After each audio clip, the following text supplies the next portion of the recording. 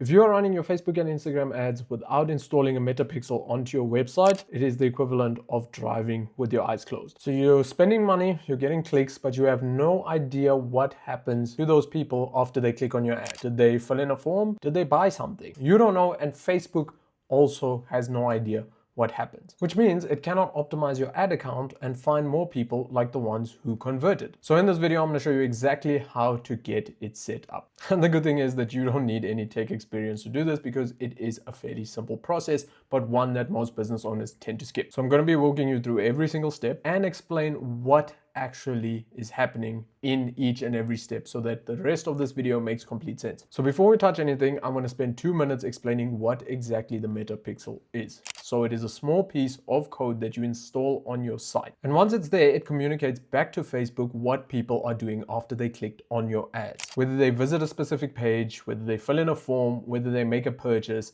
all of that information is sent from the metapixel directly back to Facebook. And that information is all of the data that Facebook needs to optimize your ads to get you the best results possible at the end of the day. And here's why it matters in practical terms. When you first launch your first ad campaign, Facebook has absolutely no idea who your target audience is, who you're looking for, who's going to buy, who's going to fill in a form, who's going to become a lead. So they need that information.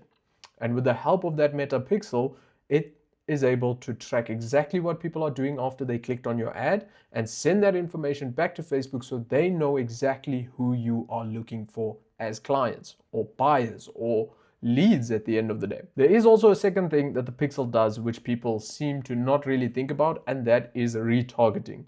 Now, obviously with the Andromeda update and things like that, retargeting has become something that is a lot more difficult to perfect. However, with the use of the metapixel, it now shows you how many people have watched more than 3 seconds of your video. Are people staying on your landing pages? Are people filling in those forms? Are people making purchases, etc.?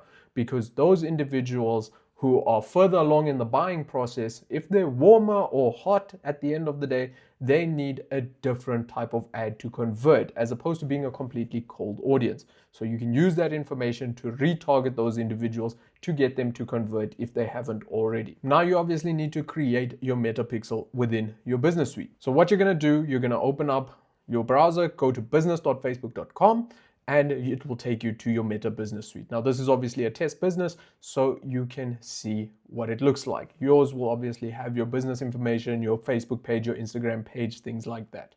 Then you're going to go over to your settings on the left-hand side. You're going to go to data sources and then click on data sets and pixels. Over here on the right-hand side, you're just going to click on the plus, which is going to be able to add that data set or pixel if you obviously don't have one, and you're going to give it a name and then create it. Once it is created, as you can see, this pixel has been created. It is going to ask you to go to the events manager. Once you open up the events manager, you are going to go into the overview. You are going to then see a whole bunch of information: test events, actions, history, settings, things like that, partner integrations, whatever the case may be. If you want to connect the data, if it's for a website or a landing page or an online store, anything like that, you're going to click on web, you're going to go next, and you are then obviously going to click on the pixel that you've now created. Once you click next, you can either set up the conversion API or the metapixel. In this case, we're doing the pixel only. And if you have a WordPress website or a Shopify store or a whole bunch of other options, really, you'll be able to come and find them here. So if I go here, you can see WordPress, WooCommerce, Wix, HubSpot, BigCommerce, all of these options are already here. So if you see one of your partnership integrations here, just click on that and follow the steps that it will take you through. However, today I am going to be walking you through the step of adding it yourself to your website.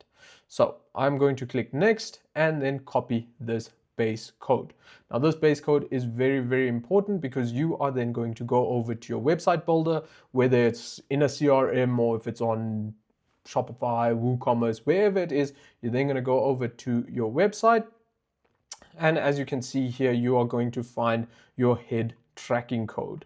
So you're going to put your metapixel within your head tracking code, and then you're just going to save it within the website. Now, obviously, when you're using your partnership integrations, you will, for instance, if you use WordPress, you will add the metapixel plugin first and foremost to your WordPress website, and then it will walk you through the process. So I can show you exactly what that looks like.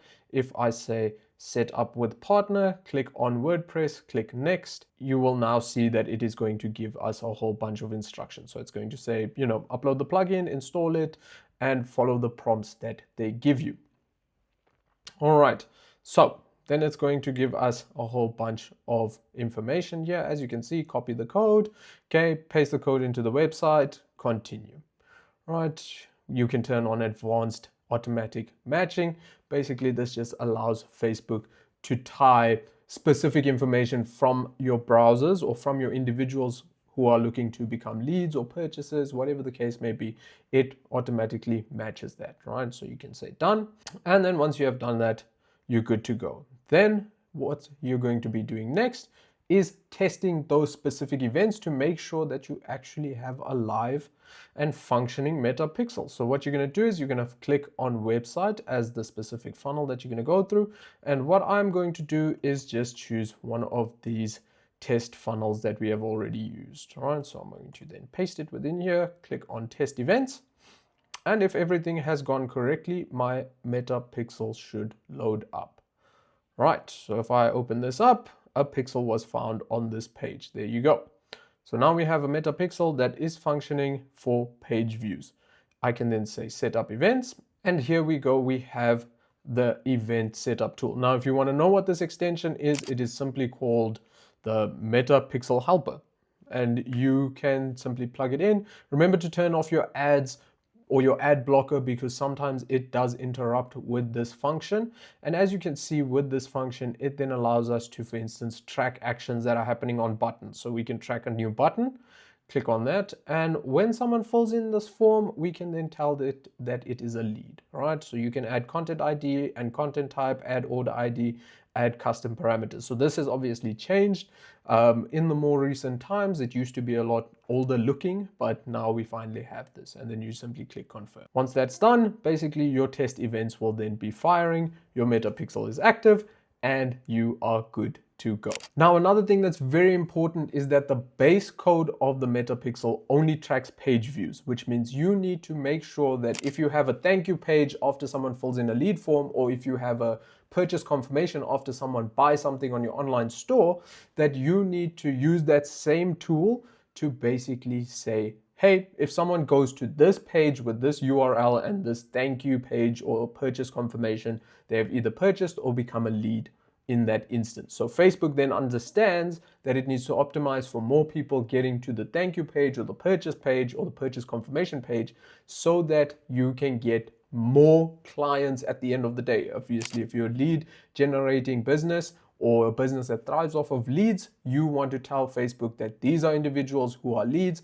these are individuals who are not leads, please optimize for more leads. If you are an online store and someone makes the purchase, they make the payment, and they go to that thank you page, Facebook needs to understand that that person is the person that you're looking for. You're not looking for more page views, you're looking for more buyers of your products and services. So if you followed everything in this video, your pixel is now installed and ready to go. So we've also verified it through the test events, and we've also made sure that we are tracking the right events at the end of the day. And from this point on, every dollar that you spend on Facebook and Instagram ads is building valuable data, which Facebook can use to find you more clients and more paying customers. And this also makes your campaigns cheaper at the end of the day, because better data means better results for you and your business. And it's very important that you understand that the businesses that are paying the least for conversions, whether it's leads, whether it's purchases, whatever the case may be, they aren't spending the most amount of money. They simply have the best data in the cleanest form, and they are making sure that that is what they have optimized their ads for at the end of the day. Now, obviously, you saw there was the option to install the conversion API. Now, this is a completely different set of data tools, but it also helps because there are some limits to what the data from the pixel can give towards Facebook because of ad blockers, iOS 14.5, and things like that. So if you want to see that, just comment CAPI, C-A-P-I, and I will make a video on how you install the conversion API and how you get it to work in the best way possible within your events manager, whether it's through a CRM, whether it's through a website, whatever the case may be. I will show you exactly how to do that. Now, ladies and gentlemen, that is exactly how you install the Metapixel on your sites, your stores, and get good data for better conversions and cheaper ads. Now, if you found this video useful, drop a subscribe. And if you find any sort of struggles, just leave a comment below and I will reply to them to help you out. My name is Darian Joseph. And if you want to work together, just click on the link in the bio or click on the link below this video to book a direct call with me and my team, and we will see exactly how we can help you. Leave a like, and I will see you on the next one.